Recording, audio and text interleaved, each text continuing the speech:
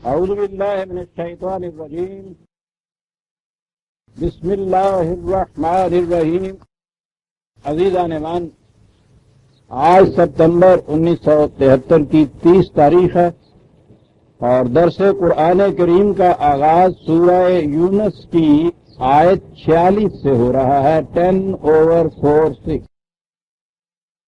آپ کو یاد ہوگا کہ سابقہ درس میں اور اس سے بھی پیوستہ میں بات یہ چلی آ رہی تھی کہ قرآن کریم کے سمجھنے کا طریقہ کیا ہے۔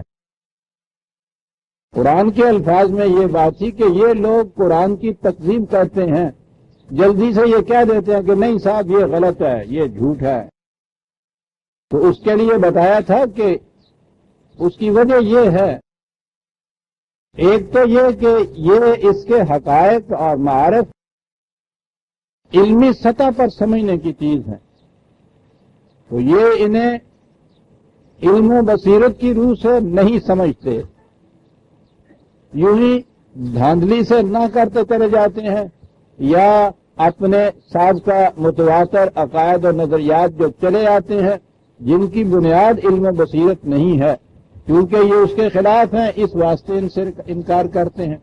بہرحال یہ چیزیں تفصیل سے ہو گئی تھی۔ ایک بات ان میں یہ تھی کہ دوسرا طریقہ یہ ہے، ان سے کہو کہ میں جو نظریات پیش کر رہا ہوں ان کو میں عمل میں لانے کے لیے میرے پاس عملی پروگرام ہے، میں اس پہ عمل پیرا ہو رہا ہوں، تم مجھے اس کی اجازت دو کہ میں اپنے طور پر اس پر عمل کروں، تم اپنے طور پر اپنے نظریات پر عمل کرو، نتائج خود بتا دیں گے کہ کس کا دعویٰ صحیح ہے، کون غلط کہتا ہے۔ یہ جسے پریگمیٹک ٹیسٹ کہتے ہیں کہ نتائج کے ذریعے سے کسی پروگرام کے عملی ثمرات کے ذریعے سے اس نتیجے پہ پہنچنا کہ وہ ٹھیک ہے یا غلط ہے، اس پہ بڑی اہمیت دی گئی تھی۔ قل یا قوم اعملوا علی مکانتکم انی عامل، کہ تم اپنے طور پر کام کیے جاؤ، مجھے اپنے طور پر کام کرنے دو، نتائج خود بتا دیں گے کہ کون اپنے دعوے میں سچا ہے یا جھوٹا ہے۔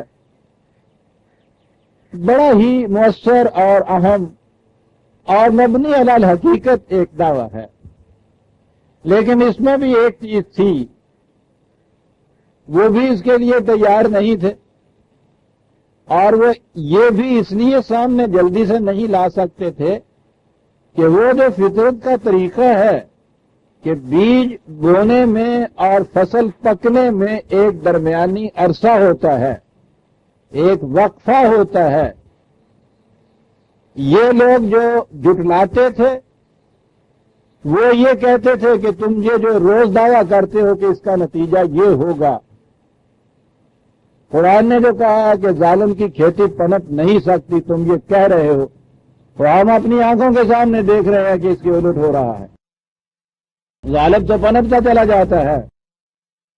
وہ یہ کہتے تھے آ کر، ادھر سے جسے کہا جاتا تھا اس کی بھی صورت یہ نہیں تھی کہ وہ آ کر کہیں اور یہ کچھ کسی اسی طرح سے وہ بغیر بٹو کو پھیرے اور اس کے بعد نتیجہ سامنے لے آئے، یہ بھی نہیں کر سکتا، اسے بھی انتظار کرنا ہوتا تھا اس وقت تک کا۔ اور یہ واقعی یہ چیز جو ہے آپ دیکھتے ہیں کہ جب بھی کبھی کچھ دھاندلیاں زیادہ ہوتی ہیں یہ اعتراض بھی بہت ابھر کر سامنے آ جاتا ہے کہ صاحب قرآن یہ کہتا ہے کہ ان کو کامیابی نہیں ہو سکتی، یہ تباہ ہو جاتی ہے، برباد ہو جاتی ہیں قومیں، جب اس قسم کے احوال و کیفیات میں سے گزرتی ہیں تو اس کے بعد اس نے سابقہ قوموں کی مثالیں دی ہیں کہ اس طرح تباہی آئی، اس طرح سے یہ ہوا، اور ہم دیکھتے ہیں کہ صاحب یہاں تو کسی کا کچھ بگڑتا ہی نہیں ہے، بلکہ روز بروز یہ لوگ اور زیادہ موفع الحال ہوتے جاتے ہیں، یہ غریب بے کس بے بس اور پستے چلے جاتے ہیں۔ یہ اعتراضات ابھر کے آ جاتے ہیں سامنے، ادھر سے بھی آتے ہیں ادھر سے بھی۔ بہرحال جو شخص ایک پروگرام کو لے کر نکلا ہے اسے عمل میں لانے کے لیے اس قدر مشکلات، اس قدر دشوار گزار راستوں سے اسے گزرنا پڑتا ہے اور اس پہ ایک لمبا عرصہ لگ جاتا ہے، فطری طور پر دل میں یہ خیال پیدا ہوتا ہے کہ یا اللہ مجھے ایمان تو ہے، یقین تو ہے اس پہ کہ یہ کھیتی پکے گی، نتائج برآمد ہوں گے، تو کیا میری ساری عمر انہی مشکلات میں گزر جائے گی یا یہ میرے سامنے نتیجہ سامنے آ جائے گا؟ سامنے نتیجہ دیکھنے کی خواہش بڑی آرزو، بڑی فطری ہوتی ہے، جی چاہتا ہے کہ یہ ایسا ہو جائے۔ نبی اکرم صلی اللہ علیہ وسلم نے اس دعوے سے پہلے کی 40 سالہ زندگی، اندازہ لگائیے اس زمانے میں دولت معیار تکریم یا عزت نہیں ہوتا تھا، کیریکٹر ہوتا تھا۔ کیریکٹر کے اعتبار سے زندگی کی یہ کیفیت کہ سارا معاشرہ آپ کو امین کہتا تھا، اپنے معاملات میں آپ کو ثالث مقرر کیا کرتا تھا۔ قبائل کے بڑے بوڑھے بھی آتے تھے، جس معاملے میں تنازع ہوتا تھا، اختلاف ہوتا تھا، ان سے اس کا حل چاہتے تھے، تو گویا معاشرے میں ایک بڑی معزز حیثیت تھی، کوئی تکلیف نہیں تھی، کوئی دکھ نہیں تھا، گھر میں آسائش تھی، آرام تھا، جنتی زندگی تھی۔ یہ دعوت شروع کی، چاروں طرف سے مخالفتیں ہجوم کر کے آ گئیں۔ وہی معاشرہ کہ جو 40 سال تک اتنی عزت کرتا چلا آ رہا تھا، انہوں نے وہاں جینا دوبر کر دی، پتھر پڑ رہے ہیں، گالیاں دی جا رہی ہیں، الزامات تراشے چلے جا رہے ہیں، حتیٰ کہ وطن چھوڑ دینا پڑا، گھر بار چھوڑ دینا پڑا، عزیز رشتہ داروں نے ساتھ چھوڑ دیا۔ آپ سوچئے نا کس قدر صبر آزمائے مراحل ہوتے ہیں۔ اور اگلی بات یہ کہ وہ جس پروگرام کو لے کر نکلے ہیں اس کے بھی نتائج محسوس شکل میں ابھی سامنے نہیں آ رہے، بڑا ہمت طلب تھا مرحلہ یہ۔ تو اس میں اس معصوم سی آرزو کا دل میں مچل جانا کہ یا اللہ میری ساری عمر اسی طرح سے یہ مار کھاتے ہوئے گزر جائے گی یا وہ میری آنکھوں کے سامنے بھی سامنے آئے گا، یعنی یہ نہیں کہ اس میں یقین نہیں رہا کہ آئے کہ نہ آئے، آئے گا تو ضرور، صرف اتنی سی بات تھی کہ میرے سامنے وہ یہ ہو جائے گا یا نہیں ہو جائے گا۔ تو یہ چیز وہ جو پہلی آیتیں گزری ہیں، آپ دیکھتے ہیں کہ اس میں فطری ربط ہے اس آرزو کا۔ تو قرآن کا تو انداز یہ ہے کہ وہ چیزیں مسلسل بیان نہیں کرتا، گیپس درمیان میں چھوڑتا ہے کہ تم اپنی بصیرت سے ربط قائم کرتے ہوئے گیپ کو فل ان کرو۔ یہ الفاظ تو حضور کے یا یہ آرزو اس کا تو اظہار نہیں الفاظ میں آیا، جواب آیا ہے اس کا کہ اچھا یہ بات تمہارے دل میں بیدار ہوئی، ٹھیک ہے، ہونی چاہیے، لیکن ہم تو کسان کی 1000 آرزوؤں کے باوجود یہ کبھی نہیں کرتے کہ جس فصل کے پکنے میں 6 مہینے لگنے ہیں وہ 5 مہینے میں پک کے سامنے آ جائے، کہ کسان روز دعائیں مانگتا ہے۔ یہی نہیں کہ کسان کے بچے بھوک سے مر رہے ہیں، ان کی خاطر ہی یہ کر دیا جائے کہ صاحب وہ 4 مہینے میں پک کے گھر آ جائے۔ ہم تو یہ نہیں کیا کرتے، یہاں تو ہر چیز قاعدے اور قانون کے مطابق ہوتی ہے، اور کسی کی آرزو وہ کتنی ہی معصوم اور مقدس کیوں نہ ہو اس کی خاطر بھی ہم اس میں تبدیلی نہیں کیا کرتے۔ وَإِمَّا نُرِيَنَّكَ بَعْضَ الَّذِي نَعِدُهُمْ أَوْ نَتَوَفَّيَنَّكَ، تمہیں اس سے غرض نہیں ہونی چاہیے کہ یہ نتائج تمہاری زندگی میں سامنے آتے ہیں یا تمہارے مرنے کے بعد سامنے آتے ہیں۔ یہاں تو آگے یہ کہا کہ فَعَلَيْنَا مَرْجِعُهُمْ ثُمَّ اللَّهُ شَهِيدٌ عَلَى مَا يَفْعَلُونَ، یہ بات کہ خدا جیسا ایک قادر مطلق دیکھ رہا ہے کہ یہ کیا کر رہے ہیں، تمہارے لیے یہ کافی ہونا چاہیے۔ یہ تمام جو کچھ یہ کر رہے ہیں، ان کے تمام پروگرام نے، ان کی تمام حرکات و سکنات نے پلٹ کر آنا ہے اسی ہمارے قانون مکافات کے نقطے پر، اور اس کے مطابق اس کا نتیجہ مرتب ہونا ہے۔ اس لیے تمہیں اس میں گھبرانے کی بات یہ نہیں ہے۔ باقی رہا یہ کہ صاحب تمہاری زندگی میں ہو جائے یا وہ تمہارے بعد ہوگا۔ عزیزان من، حضور صلی اللہ علیہ وسلم تو ایک طرف، آج ہمارا بھی یہ جی چاہتا ہے کہ اتنی لمبی مصیبتیں مشقتیں گزارنے والے مزدور کو اتنا تو کہہ دیا جاتا کہ خیر کوئی بات نہیں، تمہارے سامنے یہ سامنے آ جائے گا۔ لیکن میں نے کہا ہے نا کہ خدا بننا تو جچتا ہی اسے ہے کہ جو جذبات میں نہ آ جائے.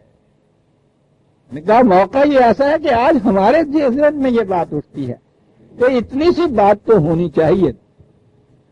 جواب اس کا ہے یہی الفاظ ہے سورہ الرعد کی آیت 40ویں 13/40. غور کیجئے جواب کیا ملتا ہے. وَإِمَّا نُرِيَنَّكَ بَعْضَ الَّذِي نَعِدُهُمْ أَوْ نَتَوَفَّيَنَّكَ.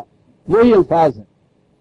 تمہاری زندگی میں یہ نتائج سامنے آ جائے یا تمہاری وفات کے بعد سامنے آئے، تمہیں اس سے غرض نہیں ہے. سنیے کیا ہے، کہا کیا ہے. فَإِنَّمَا عَلَيْكَ الْبَلَاغُ وَعَلَيْنَا الْحِسَابُ.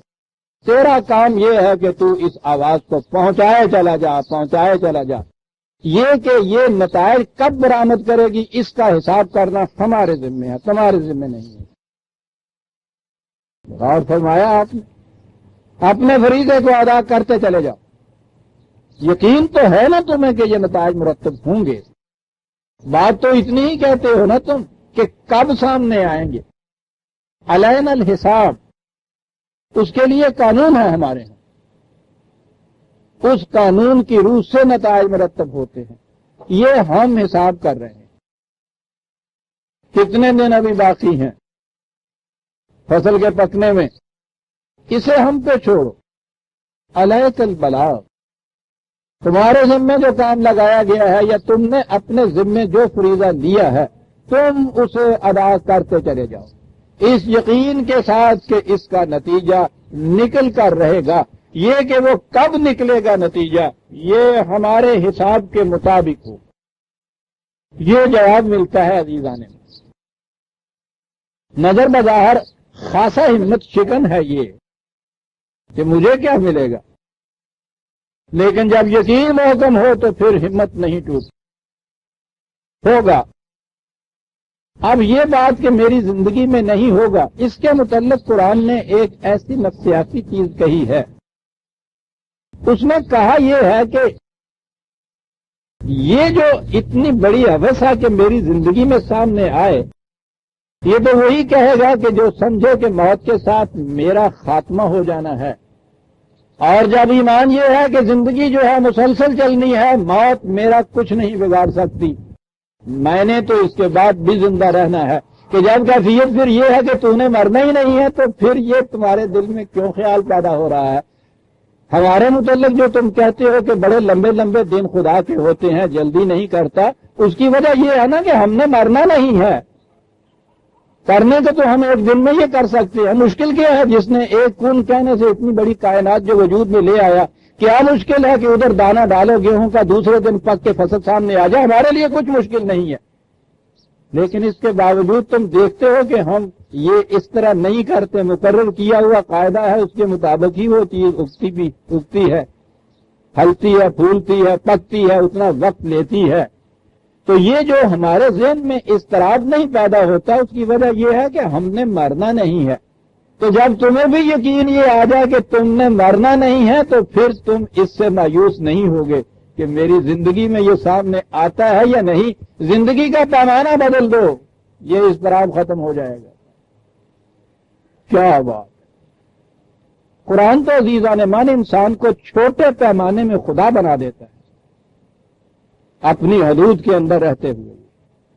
اب دیکھتے ہیں کہ مقام کیا دیا ہے. واقعی کام کرنے والا تھک کے چھوڑ دیتا ہے. ایسا یہ وہ بےتابی ہے، عاشقی صبر طلب اور تمنا بےتاب. یہ جو اضطراب ہے نا کہ دل کا کیا رنگ کروں خونے جگر ہونے تک، یہ اسی کے لیے ہوتا ہے کہ جسے یہ معلوم ہو کہ اس کے بعد میں نہیں رہوں گا، اس کے بعد پاسازاں کے من نہ مانم بچے کار خواہی آمد، میں ہی نہیں رہوں گا تو پھر آؤ گے تو کیا ہوگا. وہ کہتا ہے تمہارے دل میں یہ خیال ہی نہیں پیدا ہو سکتا کہ میں نہ رہوں گا. تم نے مرنا ہے کہیں، تم نے تو زندہ رہنا ہے. اس واسطے یہ جو پیمانہ ہے یہاں سامنے آئے گا یا نہیں آئے گا، اس کے لیے تمہیں مضطرب و بے قرار نہیں ہونا چاہیے. دیکھتے ہیں عزیزان من کہ یہ جو قرآن کو ماننے والا مرتے مومن ہے، اس کی زندگی کے یہ تصورات کیسے بدل دیتا ہے؟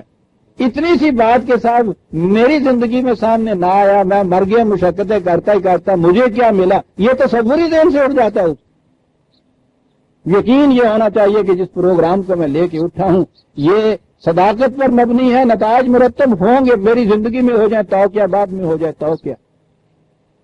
حالانکہ بڑے بڑے ارباب عزم جو ہیں وہ بھی اس مقام پہ کئی دفعہ ہمتیں ہار دیتے ہیں، صحیح نہیں تھا، نہیں ہوتا، آخری وقت میں پھر وہ آ جاتے ہیں چلو اللہ اللہ ہی کرے، مایوسی کا نام ہوتا ہے۔ وہ کیا چیز ہے جس کی بنا پہ قرآن یہ کہتا ہے کہ لا تقنطوا من رحمت اللہ؟ یہ جو ہے رحمت اللہ سے قنوط، یہ کسے ہوتا ہے؟ وہ یہی چیز چاہتا ہے نا کہ میری زندگی میں یہ سامنے آ جائے، نہ مرنے والا پروگرام ایسا ہو جس کی صداقت پہ یقین ہو کہ نتائج نکل کے رہیں گے، اور اس کے بعد یہ چیز کہ میں نے تو مرنا ہی نہیں ہے، مایوسی آ ہی نہیں سکتی۔ بڑی عظیم چیز ہے جو قرآن اس میں کہہ گیا۔ تو جب ایسی ذات اقدس و اعظم سے جو خدا سے قریب ترین محبوب ترین جسے ہم کہتے ہیں اسے یہ جواب مل رہا ہے، تو دوسرے جو ہیں ایک کہڑے بنے نے سب اسراف ہوں کہ ان کے لیے خدا اپنا قانون بدل دے گا، حساب بدل دے گا کہ ہاں صاحب ہم نے تو جلد مر جانا ہے، جلدی جلدی ہمیں کچھ کر کے دکھا دیجیے۔ یہ جو نشاط کار ہے، یہ ان چیزوں کے اندر خوشی کے نتیجہ میرے ہی سامنے آ جائے، یہ تو اسی کے لیے ہے کہ جس نے موت کے متعلق سمجھنا ہو کہ اس سے خاتمہ ہو جاتا ہے۔ نہ مرنے والا جو ہے اس کو کبھی یہ اضطراب پیدا نہیں ہوتا۔ کہا قاعدہ ہے، قانون ہے، سنو کیا قانون ہے جو آئے۔ چلا آگے یہ سلسلہ، پہلی بات یہ کہ وَلِكُلِّ أُمَّةٍ رَسُولٌ فَإِذَا جَاءَ رَسُولُهُمْ قُضِيَ بَيْنَهُمْ بِالْقِسْطِ وَهُمْ لَا يُظْلَمُونَ۔ پہلی چیز تو یہ ہے کہ غلط چلنے والوں کے سامنے ان کو وارننگ دینے والا آنا چاہیے، وارننگ ملنی چاہیے، ان کو تنبیہ ہونی چاہیے کہ یہ غلط راستہ ہے جس پہ تم چلے جا رہے ہو۔ قرآن نے متعدد مقامات پہ کہا ہے کہ ہم یوں ہی کسی امت کو تباہ نہیں کر دیا کرتے تا وقت کہ انہیں یہ پتہ نہ چل جائے کہ ہم جس راستے پہ جا رہے ہیں غلط۔ پہلی چیز تو یہ ہے، جب تک نبوت کا اجرا تھا اس زمانے تک رسول آتا تھا، ختم نبوت کے بعد رسالت باقی ہے حضور کی، قرآن باقی ہے قیامت تک۔ اس کے معنی یہ ہیں، یہی ہے رسالت، پیغام یہ باقی ہے۔ غلط چلنے والی قومیں جو ہیں آج یہ نہیں کہہ سکتی کہ ہمیں اس کا علم نہیں تھا۔ تو کہا یہ کہ ایک تو یہ ہے کہ ان کو یہ علم ہو جانا چاہیے، جب یہ علم ہو جاتا ہے، وارننگ مل جاتی ہے، اس کے باوجود وہ قوم صحیح راستے پہ نہیں چلتی۔ اب دیکھیے جسے عام الفاظ میں تو اتمام حجت سے کہتے ہیں، اتمام حجت نہیں ہے بلکہ یہ بڑا ہی انصاف کے مطابق ہے یہ کہ غلط چلنے والے کو یہ تو بتا دیا جائے کہ راستہ غلط ہے۔ یہیں سے ایک چیز قانونی، یہاں سے ایک چیز سامنے آتی ہے جو قرآن نے کہا ہے کہ جب تک ایک بتانے والا نہ آئے ہم قوم کو ہلاک نہیں کرتے۔ قانونی نقطہ یہ ہے کہ قانون ملک کا جو ہے اس کی اس طرح سے تشہیر ہونی چاہیے کہ ہر فرد کو معلوم ہو کہ قانون کیا کہتا ہے۔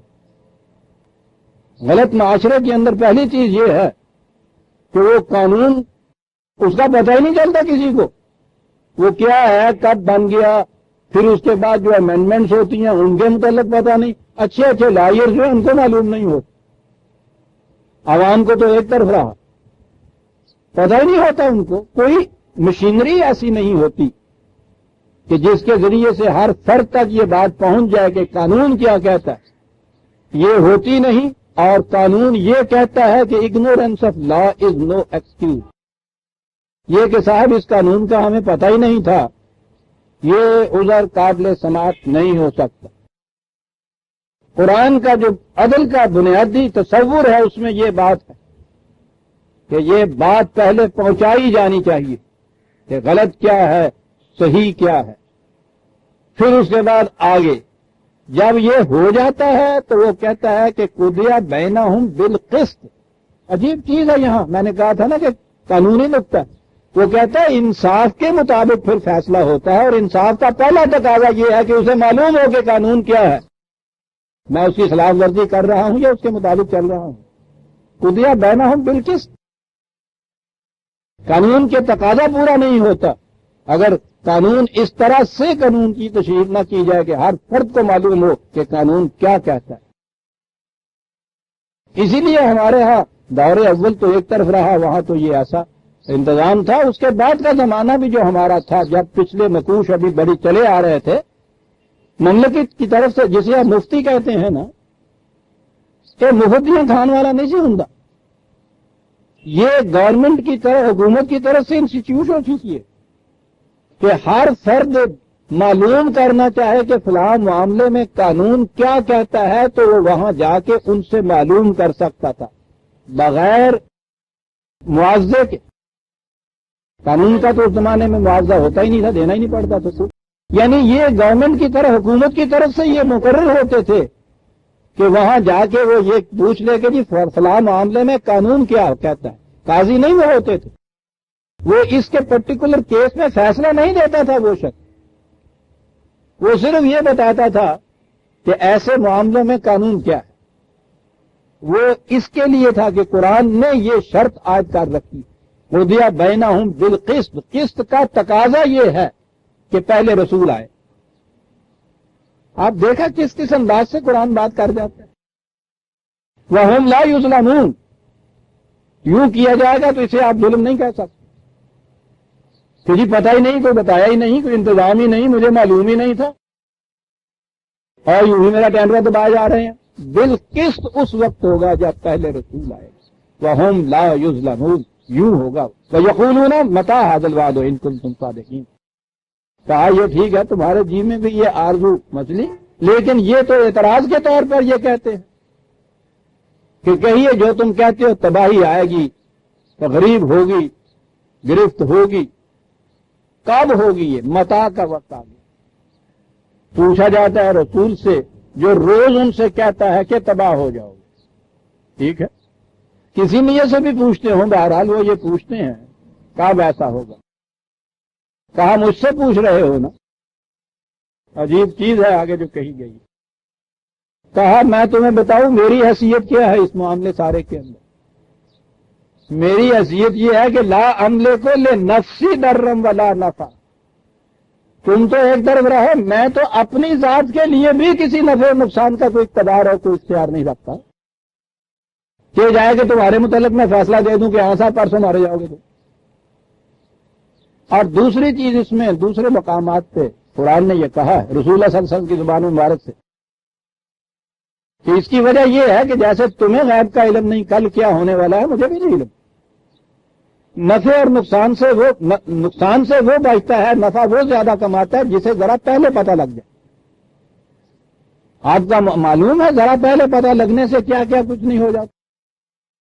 یہ بجٹ اناؤنس کرنے سے پہلے کتنے یہ گدوں کی طرح اڑتے پھرتے ہیں اوپر ان ایوانوں کے کہ کہیں سے بھنک کان میں پڑ جائے کہ کس چیز کے اوپر ٹیکس نیا لگنے والا ہے۔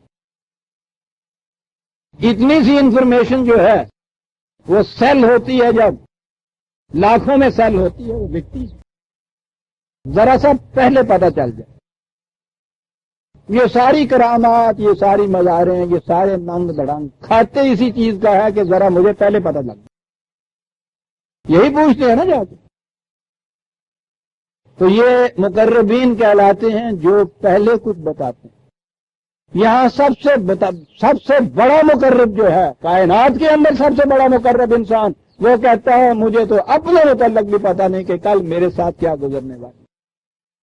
کیا بات ہے عزیزہ، الا ماشاء اللہ، یہ کچھ بھی خدا کے قانون کے مطابق ہی ہوتا ہے۔ یہ میں ضمن عرض کر لوں، یہ جو کنسٹرکشن ہے الا ماشاء اللہ کی، پہلے تو اسے سمجھ لیجیے کہ یہ قرآن عربوں کی زبان میں نازل ہوا ہے، تو اس زبان میں جو محاورے، جو انداز، جو تراکیب، جو الفاظ تھے، قرآن سمجھنے کے لیے پہلے ان کا سمجھنا ضروری ہے۔ یہ جو کنسٹرکشن ہے اللہ ماشاء اللہ، عربوں کے ہاں یہ موجود تھی، اور یہ اس وقت کہتے تھے جب اس میں انہوں نے کہنا ہو کہ حتمی طور پر یہ بات ہے، یقیناً ایسا ہے۔ یہ کنسٹرکشن یہ جو ترجمہ ہے مگر وجود اس کے جو اللہ چاہے، یہ ہمارا آپ کا ترجمہ ہے۔ عرب یہ ترجمہ نہیں کرتے تھے اس کا، وہ کہتے یہ تھے کہ حتمی طور پر ایسا ہی ہوگا۔ قرآن نے آگے یہ اضافہ کر دیا کہ یہ اس لیے ہوگا کہ ہر چیز قانون کے مطابق ہوتی ہے، اور قانون کو ہم بدلتے نہیں ہیں، اس لیے اللہ ماشاء اللہ کے یہ معنی متعین ہو گئے۔ اب خدا کے قانون کے مطابق جو بدلتا نہیں ہے تو بات وہی ہوگی کہ یہ حتمی طور پہ ہوگا ایسا، ضمن بات۔ کہا پھر یہ چیز کے صاحب یہ ظلم کرنے والے جو ہیں تباہ فوراً کیوں نہیں ہوتے؟ کہا اس لیے کہ وہ جو مشیت ہے، جس کا قانون جو ہے خدا کا، پھر سمجھ لیجئے مشیت کے بھی وہ معنی نہیں جو ہمارے ہاں ذہنوں میں ہیں۔ ہمارے ہاں ذہن میں تو مشیت کے معنی ہے نا جہاں قاعدہ قانون کچھ نہیں، جسے ہم کہتے ہیں مرضی اللہ کی، خدا کی مرضی ایسی تھی۔ مشیت کے بھی یہ معنی نہیں، مشیت کے معنی ہے خدا کا وہ قانون جو وہاں بنا تھا جہاں ہماری رسائی نہیں ہے۔ قانون مشیت جب وہ اس کائنات میں آ جاتے ہیں تو کہیں قانون فطرت کہلاتے ہیں، کہیں وہ قوانین تمدنی زندگی کہلاتے ہیں جو قرآن کے اندر ہیں، اور وہاں جب تک خدا کے ہاں ہوتے ہیں انہیں قوانین مشیت کہا جاتا ہے۔ بہرحال کہا اب تمہیں بتاؤں یہ کہ یہ بھی جلدی مچا رہے ہیں، تمہارے دل میں بھی یہ آرزو ابھر رہی ہے کہ جلدی سے آئے۔ لِكُلِّ أُمَّةٍ أَجَلٌ، وہ اجل تو ہمارے ہاں تو موت ہی کے لیے ہوتا ہے۔ یہ لفظ اجل کے معنی اصل میں ایک میعاد ہوتی ہے، ایک وقفہ ہوتا ہے جو بیج بونے میں اور پھل کے پکنے میں درمیان ہوتا ہے، یہ اجل میعاد کو کہتے ہیں۔ اور اس میعاد کا جو آخری لمحہ ہوتا ہے جہاں اس میں ختم ہو جانا ہوتا ہے اسے بھی اس کی اجل کہی جاتی ہے۔ وقفے کا ہر لمحہ اجل ہوتا ہے، آخری لمحہ بھی اجل ہوتا ہے۔ وہ کہا کہ یہ پھر یہ لِكُلِّ أُمَّةٍ أَجَلٌ آ گئی، پھر وہی تقدیر کا مسئلہ ہمارے ہیں مجوسیوں کا۔ حساب قرآن کہتا ہے ہر قوم کی ایک اجل ہوتی ہے، مقرر ہوتی ہے، تو یہ تو مقرر شدہ ہے بات کہ اس قوم نے اتنا عرصہ زندہ رہنا ہے، اس نے اتنا عرصہ زندہ رہنا ہے، یہ تو پہلے سے مقرر، یہ پہلے سے مقرر۔ کتاب کا یہ ترجمہ نہیں، اجل کا یہ ترجمہ پہلے، اتنی سی چیز لی لِكُلِّ أُمَّةٍ أَجَلٌ، اور دوسری جگہ یہ نہ دیکھا عزیزان من، وہی تصریف آیات لیجئے 13/38 13/38 ملائیے دونوں آیتوں کو۔ لِكُلِّ أُمَّةٍ أَجَلٌ وَلِكُلِّ أَجَلٍ کتاب، ہر قوم کے لیے ایک میعاد ہوتی ہے اس کی موت اور زندگی کی، اور ہر میعاد کے لیے ایک قانون مقرر۔ بات صاف ہو گئی، وہ ایک قانون مقرر ہے۔ اس قسم کے کام کرنے والی قوم یہ ہوگی، اس مرنے والے کے لیے بھی تو یہ صورت ہے۔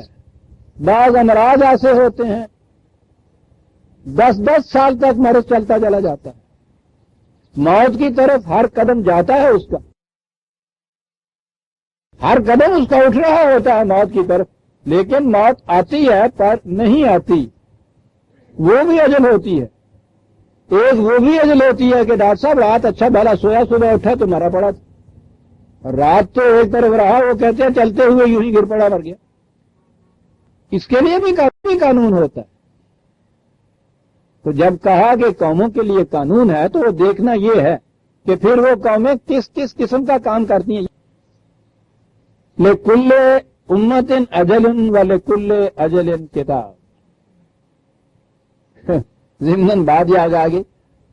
ہمارے ہاں یہ جو اب نبی آتے ہیں عجیب قسم کے جاہل مطلق ہوتے ہیں، یہ بہائیوں کے ہاں بھی دعویٰ کیا باب نے، اور اس کے بعد بہاءاللہ نے کہا یہ کہ صاحب جو کتاب آتی ہے خدا کی طرف سے اس کے لیے ایک پیریڈ ہوتا ہے، ایک زمانہ ہوتا ہے، اس زمانے تک کے لیے وہ کتاب زندہ رہتی ہے، اس کے بعد پھر اس کا زمانہ ختم ہو جاتا ہے۔ جیسے کیلنڈر ہوتا ہے 31 دسمبر کو صاحب ختم، ریلوے کے ٹائم ٹیبل ہر 6 مہینے کے بعد وہ بدلتا ہے۔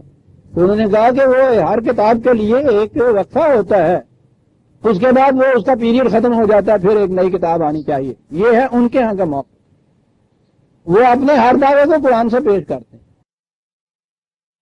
یعنی ایک طرف یہ بھی مانتے ہیں کہ یہ کیلنڈر ختم ہو گیا تھا 31 دسمبر کو، ویاد یا طریقہ اسے کیلنڈر نہ مل دیا گیا. دلیلیں اسی قرآن سے لاتے ہیں. دلیل یہ لائی گئی وَلِكُلِّ کتاب اجل، ہر کتاب کے لیے ایک پیریڈ ہوتا ہے، اور قرآن میں ہے وَلِكُلِّ اجل کتاب، ہر میعاد کے لیے ایک قانون ہوتا ہے. قرآن میں کہیں نہیں آیا وَلِكُلِّ کتاب اجل، یا یہ کہ قرآن کے متعلق یہ کہیں آیا ہو کہ اس کی بھی ایک میعاد ہے، ایک زمانہ ہے، ایک پیریڈ ہے جس میں یہ رہے گا. وہ تو قیامت تک کے لیے دیا گیا ہے. بہرحال ہر قوم کے لیے اس کے پروگرام اور اعمال کے مطابق یہ کیا ہے جو اجل ہے. یہ وہ کشمکش کا زمانہ ہے جو زندگی اور موت کے درمیان مریض کے اندر جاری ہوتا ہے. ہلاک کرنے والے عناصر ایلیمنٹس اٹیک کرتے ہیں، مدافعت کرنے والے اس کے مقابلہ کرتے ہیں، کشمکش ہوتی چلی جاتی ہے. مقابلہ کرنے والوں میں جب تک قوت مدافعت رہتی ہے زندہ رہتے، جس دن قوت مدافعت ختم ہو جاتی ہے شکست کھا جاتے ہیں، اسے موت کہا جاتا ہے. جو کچھ آپ کے ہاں علاج یا طب یا ڈاکٹر کرتا ہے وہ صرف اتنا ہوتا ہے کہ وہ جو مدافعت کرنے والے اندر قوت ہے اس قوت کو اور مزید تقویت دیتا ہے.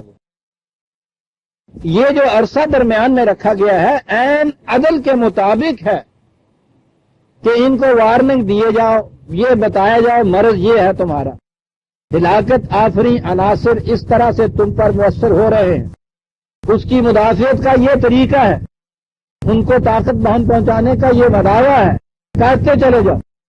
اس کے باوجود وہ اگر نہیں کرتا تو پھر ایک دن مدافعت کی قوتیں جواب دے جاتی ہیں اور یہ اس قوم کی پھر ہلاکت ہوتی ہے.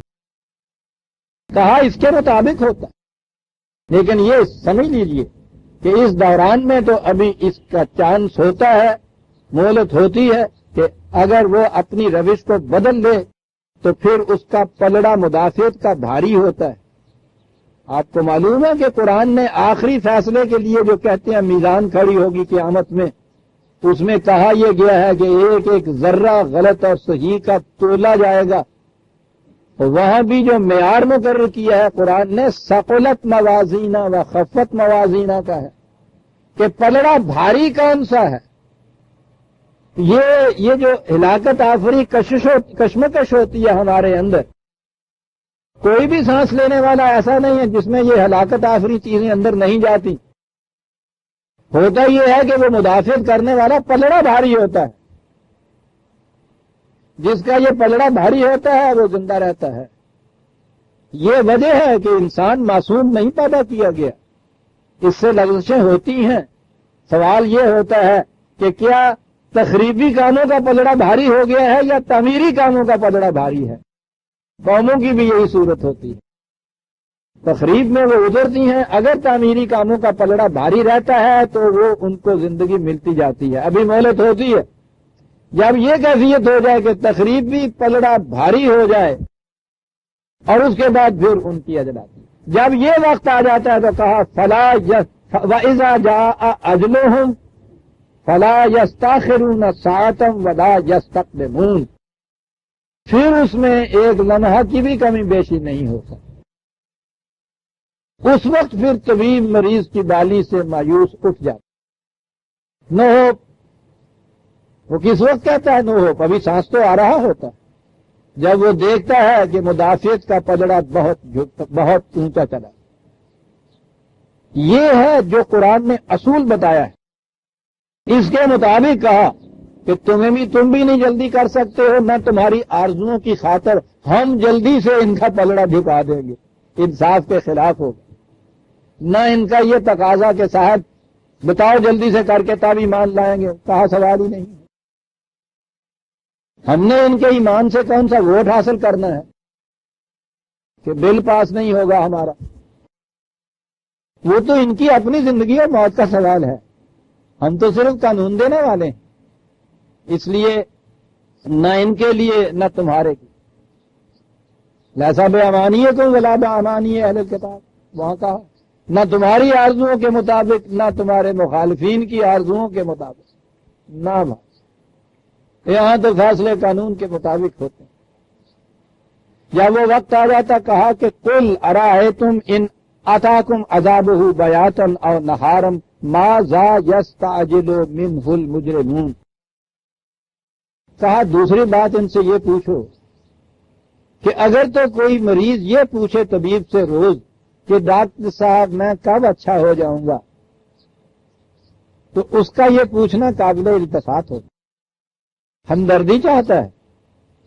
اور اگر روز وہ یہ پوچھے کہ ڈاکٹر صاحب میں کب مروں گا، مرتا کیوں نہیں ہوں، اب سوچو تو صحیح کہ اس کو کیا جواب دے. آگے بات یہ کہہ رہے ہیں، کہا تم ان سے یہ کہہ رہے ہو کہ تمہاری روش ایسی ہے کہ تباہ ہو جاؤ گے. ان سے پوچھو گے کبھی کوئی مریض یہ پوچھا کرتا، اور یہ دن رات تم سے یہ پوچھتے ہیں کب تباہ ہوگا، بتاؤ بھائی ذرا بات سمجھنا کہ وہ ہم تباہ کب ہوں گے. ارے کم وقت وہ کون سا وہ عید کا چاند ہے جو تم یہ کہتے ہو کہ صاحب نکلتا ہے 29 کو یا نہیں نکلتا، تو موت کا پیغام ہے، اس کے لیے جلدی میں جا رہے ہو. ماذا یستعجل من مجرم جس چیز کے لیے جلدی کر رہا ہے وہ کون سی چیز اس کے لیے ایسی باعث مسرت یا نشید انبساط ہے جس کے لیے یہ روز کہتا ہے کہ صاحب بتاؤ کب آئے گا. ثم اذا ما وقع آمنتم بہ. کہ یہ ہے بات کہ روز پوچھتے ہو کہ صاحب اس وقت تو ہم تمہاری بات کا یقین نہیں کرتے، جب موت آ جائے گی تو اس وقت ہم مان لیں گے کہ ہاں تم نے سچ کہا تھا. تو کہا الآن، تو اس وقت تمہیں یہ ماننا فائدہ کیا دے گا. پھر یہ سوال غلط.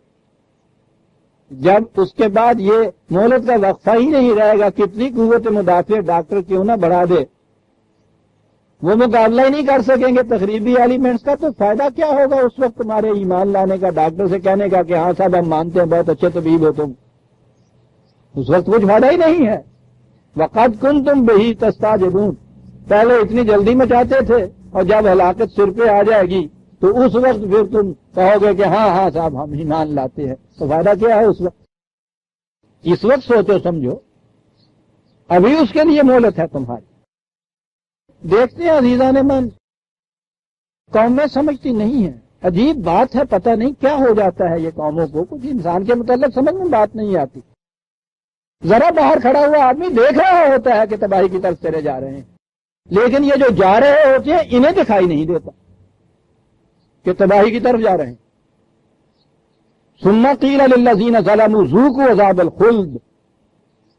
اس وقت تو پھر سوائے اس کے کہ یہ ان سے کہا جائے کہ نہیں بھائی یہ جو اب تباہی آ گئی ہے یہ تو اب ہمیشہ رہنے والی ہے، یعنی یہ تو اس وقت ٹل نہیں سکتی، موت آ گئی، اس کا وقت آ گیا. اور وہاں بھی یاد رکھیے یہ بات نہیں ہے کہ ہم نے کچھ فیصلہ کر دیا تھا اور ہماری مرضی کے مطابق یہ ہوگا اور اب نہیں تم بچ سکتے، قطعاً نہیں. حل تجزون الا بما کنتم تکسبون. یہ تو تمہارے اپنے ہی کیے کا نتیجہ ہے جو تمہارے سامنے آئے. ہم نے تو صرف قانون مقرر کیا تھا، یہ تمہارے سامنے آ گیا. آگے کہہ رہا وَيَسْتَنبِئُونَكَ أَحَقٌّ هُوَ. اور جب یہ ان کے کہنے کے مطابق روز جو یہ کہتے ہیں تو تباہی اسی وقت نہیں آتی، تو تم سے پوچھتے ہیں کہ یار سچ مچ بتاؤ، ایمانداری سے یوں مذاق کرتے ہو یا واقعی ٹھیک کہتے ہو؟ تو کہتا یہ پوچھتے وہ جو تمہیں اس سے پیشتر ہر معاملے میں صادق اور امین کہا کرتے تھے، تم سے فیصلے کرانے آتے تھے، تم جب ان کی تباہی کے متعلق یہ بات کہتے ہو کہ اس روش سے تباہ ہو جاؤ گے، تو کیفیت یہ ہے کہ یہی نہیں کہ خود سوچو، غور و فکر سے اس پر توجہ نہیں دیتے، سوچتے نہیں، بلکہ تم سے آ کے پوچھتے ہیں کہ بھائی سچو سچ بات کیا ٹھیک ہے جو کچھ تم کہتے ہو؟ ای وربی انہ لحق. ہاں، اور میرا پروردگار شاہد ہے اس چیز کے اوپر کہ انہ لحق. دیکھیے عربی زبان جاننے والے جانتے ہیں. ای وربی انہ لحق. بالکل حقیقت ہے جو کچھ میں کہہ رہا ہوں، بالکل ہاں، اور میرا خدا اس پہ شاہد ہے، میں اپنی طرف سے تھوڑا کہہ رہا ہوں۔ اور رب بھی یہاں کہا ہے کہ جو کسی شے کو نقطۂ آغاز سے آخر تک بتدریج پہنچاتا ہے تو یہ چیز تدریجن ہوتی ہے، اس لیے اس کا جو پروگرام ہے تدریجن لے جانے والا، وہ اس پہ شاہد ہے کہ یہ ہو کر رہے گا۔ وما انتم بمعجزین، یاد رکھو تم اس کے قانون کو شکست نہیں دے سکتے۔ اس پہ بھی اپنی طرف سے یہ نہیں کہا ہے کہ تم یہ بار بار کہتے ہو، چڑھاتے ہو مجھ کو، یہ پوچھتے ہو دے رجوع میگی کرنا ہے، میں کیا کرتا ہوں کہ بات ہی یہاں نہیں آتی۔ ایک قانون ہے جس کے مطابق یہ ہوگا اور تم اسے شکست نہیں دے سکتے۔ وَلَوْ أَنَّ لِكُلِّ نَفْسٍ ظَلَمَتْ مَا فِي الْأَرْضِ لَافْتَدَتْ بِهِ، اور پھر یاد رکھو کہ جب وہ فیصلہ کن گھڑی آ جاتی ہے تو پھر تم اگر ساری دنیا کے خزانے دے کر بھی چاہو کہ اس کے کفارے میں یہ دے دوں اور اس ہلاکت سے بچ جاؤں، یہ نہیں ہو سکتا۔ تباہ ہونے والی قوموں کے خزانے بالکل یہ خالی تو نہیں ہوتے جس دن وہ تباہ ہوتی۔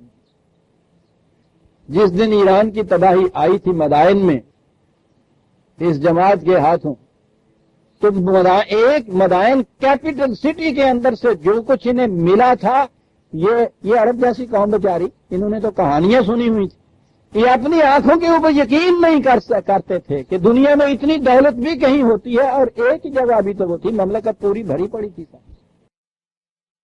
شکست کھائی فوجوں نے، مملکت گئی، فوجیں ختم ہوئی، اور سربراہ مملکت کسرا کے جن کا نام دھوم پڑی ہوئی تاریخ میں آج تک جس کی دھوم پڑی ہوئی ہے، جان بچاتا ہوا مارا پھرتا رہا عزیزان من، کہیں پناہ نہیں مل رہی تھی اس کو، مختلف سلطنتوں میں گیا، مختلف مملکتوں میں گیا، پناہ لینے کے لیے کہیں پناہ نہیں ملی، ایک پن چکی کے اندر مرا ہوا پایا گیا تھا۔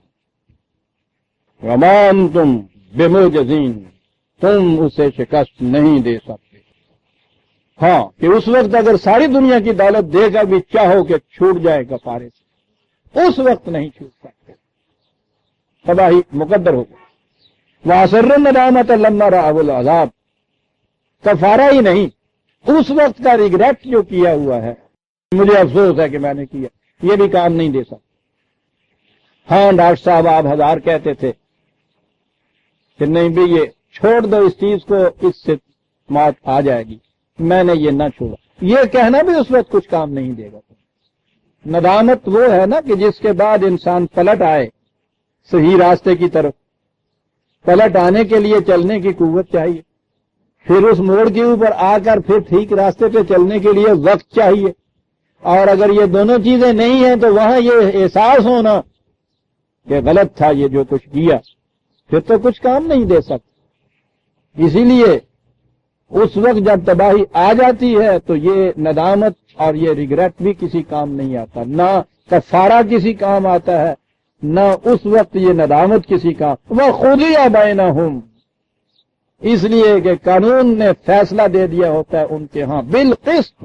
پھر یہاں وہی آیا کہ فیصلہ قانون نے دے دیا ان کے خلاف، وَهُمْ لَا يُظْلَمُونَ، کوئی زیادتی نہیں ہوئی ہے ان کے خلاف۔ وہ جو خلاف قانون ہوتا ہے وہ تو یہ ہے جو آج کل اغوا کرتے پھر رہے ہیں۔ کہنا یہ ہے کہ اردن والوں سے کہیے کہ ہمارا وہ قیدی چھوڑ دیں، سعودی عربیہ والے جو وہاں بیٹھے ہوئے جن کا تو ان کے ہاتھ ہی نہیں ہے، ان کے لوگ آدمی ہیں، ان کو اغوا کر لیا جاتا کہ وہ ان سے کہا چھوڑ دیں ورنہ ہم ان کو مار دیں گے۔ آپ دیکھتے ہیں کہ یہ اس عمل کے اندر کوئی ربط نہیں قانون کا۔ ہم لا یظلمون، دھاندلی نہیں وہاں۔ یہ کہ تم اسے شکست نہیں دے سکتے، دلیل ہے الا ان للہ ما فی السماوات والارض، اس قوت کے زور کے اوپر تم اسے شکست دو گے۔ کائنات کی ساری قوتیں اس کے پروگرام کو کامیاب کرنے کے لیے روبہ عمل ہیں۔ ابر و باد و مہو خورشید ہما درکارن، قرآن نے بھی دوسری جگہ کہا یہ سارا سلسلہ کائنات اس لیے سرگرم عمل ہے کہ کسی کا کوئی کام بلا نتیجہ یہاں نہ رہ جائے۔ یہ مکافات عمل کا قانون یہ بنیادی قانون ہے، یہ سارے باقی قوانین اس کے خدمت گزار ہیں، اس کے لیے یہ سب کچھ ہو رہا ہے۔ الا ان وعد اللہ حق، تم آگاہ کر دو ان کو اس بات سے کہ خدا کا ہر وعدہ حق ہوتا ہے۔ جسے وعدہ خدا کا کہا جا رہا ہے اسے ہی ہم اپنی زبان میں قانون کہتے ہیں۔ قانون کا لفظ قرآن میں نہیں آیا، اور اب اپنے زمانے میں اسے ان الفاظ میں استعمال ہی نہیں کیا کرتے تھے۔ وہ بھی عجیب قوم تھی، ان کے ہاں بھی اس کے لیے وعدہ کا لفظ ہوتا ہے کہ اس نے وعدہ کر لیا ہے، اٹل ہے، ایسا ہو کے رہے گا۔ بڑی عجیب چیز ہے عزیزان من، قوموں کے اندر جب یہ چیز پیدا ہو جائے بڑی خود اعتمادی ہوتی ہے سر، کہ وعدہ قانون کی حیثیت لے لے۔ اور قومیں جب بگڑتی ہیں تو وہاں قانون جوتے کی حیثیت نہیں رکھتا، وعدہ تو ایک طرف رہا قانون کی حیثیت لے لے۔ قرآن نے اسی لیے خدا کے متعلق جہاں کہا ہے وعدے کے متعلق کہا لا یخلف میاں، وہ کبھی وعدہ خلافی نہیں کرتا۔ کتنی بڑی پابندی ہے جو خدا اپنے اوپر عائد کرتا ہے عزیزان من۔ ہم جو وعدہ کرتے ہیں ہم بھی اس کے خلاف نہیں کرتے۔ اب آپ سوچئے کہ لمبی چوڑی باتیں چھوڑ دیجیے عزیزان من، اور پروگرام تو ایک اتنا سا پروگرام وعدے کا، قوم میں اتنی سی بات اگر پیدا ہو جائے، وعدہ کرنے والا جو ہے اس کے اوپر اعتماد آپ کو یہ ہو کہ یہ وعدہ شکنی نہیں ہوگی، قوم کی کایا کلپ ہو جاتی ہے اتنے سے۔ یہاں ایکچولی اتنے دھوکے نہیں ملتے جتنے کہ انسیکیورٹی کی جو سینس ہے ہمارے ہاں نا، عدم اطمینان اور عدم اعتماد کی جو تحساس پیدا ہو گیا ہے، اس کا نام ہے حزن، اس کا نام ہے یہ پریشانیاں۔ تو کہا تو ہے اس نے، بڑے یقین دلایا ہے، اس سے کہا ہے اور پھر تم کیوں مارے کوئی پتہ نہیں ہے گا۔ یہ ہے نا حزن، یہ ہے وہ ان کے عہد جاہلیت میں یہ چیز تھی کہ جب وہ کسی سے کہتے تھے کہ ہاں آ جاؤ میرے ہاں میں پناہ دوں گا، اس پناہ دہی کے بعد یعنی کیفیت یہ تھی اس سردار کی، پناہ دی، پناہ دینے کے بعد یہ معلوم ہوا کہ یہ شخص تو میرے بیٹے کا قاتل تھا، کسی اور دشمن تھا اس کے ہاتھوں سے پناہ دی ہوئی۔ اسے کہا کہ اطمینان رکھو اس علم کے باوجود کہ تم میرے بیٹے کے قاتل تھے، میرا وعدہ جو ہے وہ اسی طرح سے اسٹینڈ کر رہا۔ وہ باہر سے وہ جو دشمن تھے انہوں نے محاصرہ کیا ہوا تھا اس کے قلعے کا، اس کا دوسرا بیٹا کہیں باہر سے آ گیا، دشمن نے پکڑ لیا، کہا کہ اسے ہمارے حوالے کرو ورنہ اس کو مار دیں گے۔ کہا اسے میں وعدہ دے چکا ہوں، جس نے ایک بیٹا خود مار دیا ہوا تھا اس کا قاتل ہے اپنے ہاتھ میں، کہ اسے میں پناہ دے چکا ہوا ہوں، خود اس کے خلاف کچھ نہیں، دوسرا بیٹا ان کے ہاتھ میں آ رہا ہے، کہہ رہا ہے کہ میں اسے پناہ دے چکا ہوں، میں وعدہ خلافی نہیں کرتا، سامنے بیٹا مروا دیا، اس کی وعدہ خلافی نہیں کی۔ اور اس کے بعد اسے کہا کہ میں اپنی حدود سے اپنی حفاظت میں تمہیں باہر پہنچاتا ہوں، کہا کہ باہر پہنچنے کے بعد احتیاط برتنا، اپنی حفاظت کر لینا، میں انتقام لے کے چھوڑوں گا تم سے۔ آہا عزیزان من، جس قوم کی جاہلیت کے زمانے میں یہ کیفیت تھی، وہ قوم تھی کہ جب وہ خدا پہ ایمان لائی اس نے کہا کہ ٹھیک ہے، ہمارا خدا کہتا کہ ہم وعدہ خلافی نہیں کرتے، ہم اس کے نام کے اوپر اٹھنے والے کبھی وعدہ خلافی نہیں کریں گے۔ اور پہلی چیز قوم کے اندر باہمی اعتماد جس نے سکون پیدا کر دیا تھا ہر ایک کے دل میں۔ دشمن کے متعلق بھی پتا تھا کہ دشمن یعنی یہ چیز کہ اپنی حد سے تو تمہیں میں اپنی حفاظت پہ باہر پہنچا دوں، اور وہیں وارننگ دے رہا ہے کہ اس کے بعد محتاط رہنا، اس بیٹے کا نہیں جو دشمن نے مار دیا ہے، وہ جو تم نے مار دیا تھا اس کا انتقام تم سے لے کے رہوں گا، اپنی حد کے باہر جاؤں گا۔ یوں لوگ کہتے ہیں صاحب یہ چند سالوں میں اس قوم نے کر کیا دیا تھا۔ یہ ہوتی ہیں قوموں کی خصوصیات، ہر ایک کو یقین ہو کہ یہ ہے ان کے ہاں کا قانون، اور خدا نے جو کہا ہے کہ لا مبدل لکلمات اللہ، یہ ہے اعتماد کی بات کہ خدا بھی اپنی بات کے خلاف نہیں کرے گا۔ خدا کے یہ بندے کیوں کریں گے میرے خلاف یہ بات؟ آج انفرادی سطح پہ تو یہ کیفیت ہے، اجتماعی سطح کے اوپر قوموں کو باہمی معاہدے کا کوئی اعتبار نہیں ہوتا کہ کرتے آئے ہیں، پتہ نہیں اب وہ کیا کریں صاحب، چاٹتے رہیے معاہدے، روز معاہدوں کی جو مٹی پلید ہوتی ہے ہمارے سامنے۔ پہلے تو ایک لینگویج نئی ایجاد ہوئی ہے ابلیسی سیاست میں، ڈپلومیٹک لینگویج ہوتی ہے، بڑے بڑے ماہر فن، ان کو بڑی بڑی تنخواہیں ملتی ہیں، کس کام کے لیے؟ ایسے الفاظ رکھے جائیں کہ اس وقت دستخط کرنے والا تو ان کے فریب میں آئے اور کل جو مانے ہم چاہیں وہ پہنا دیے جائیں۔ یہ جو ہوتا ہے نا کہ فیصلہ ہو گیا، ڈرافٹنگ کر رہے ہیں، سمجھ میں نہیں آتا کہ کیا بات ہے، انگریزی نہیں آتی ہے انہوں نے، وہ ہندی چ لکھ دو، نہیں جی، وہ ڈرافٹنگ یہ ہو رہا ہوتا ہے، وہ جو لکھ لکھ کے کاٹے جاتے ہیں نا وہ یہ ہوتے کہ نہ اس کے تو یہ معنی یہی بنیں گے جب بھی لیے جائیں گے، نہیں یہ ابھی نہیں، جو بھی وہاں ان الفاظ میں پٹ گیا بس پٹ گیا، وعدہ خلافی ہوتی نہیں ہے اور نظر آ جاتا ہے صاحب کہ کیا ہوگا۔ پہلی چیز تو یہ ہوتی 12 وعد، وہ کہا کہ یاد رکھو یہ ہمارا قانون ہے، ان قانون کے مطابق ہوگا یحیی و یمیت و الیہ ترجعون، یاد رکھو موت اور حیات کے فیصلے ہمارے اس قانون کے مطابق ہوتے ہیں۔ اب رہی یہ بات کہ قانون کو واضح ہونا چاہیے، قانون کو ایسا ہونا چاہیے کہ ہر ایک تک وہ پہنچ جائے، کہا اس کے لیے اور عزیزان من یہ عجیب حسن اتفاق ہے کہ آج رمضان کا پہلا درس آ رہا ہے اور وہ آیت ہمارے سامنے آ رہی ہے جو ٹھیک اس تقریب کے عین مطابق تھی۔ یہ رمضان المبارک کیا ہے؟ یہ اس کے بعد آخری دن ایک جشن آتا ہے، یہ جشن کیا ہے؟ اب تو ہمیں اتنا ہی پتا ہے نا کہ اردو میں اسے میٹھی عید کہتے ہیں، عظیمی سیویاں دی عید کہتے ہیں، یا بہرحال چھوٹی عید۔ بس پوچھا جائے کہ یہ کیا ہے، وہ کہتے ہیں عید ہے۔ تو بھئی یہ تو ویسے عید کے تو معنی ہوتے ہیں ہر سال آنے والی چیز، یہ الگ بات ہے کہ عید جو آپ کے یہاں کی ہے وہ سال کے بعد آتی ہے، اے روزے یاری میں نہیں آ جاندے ہیں،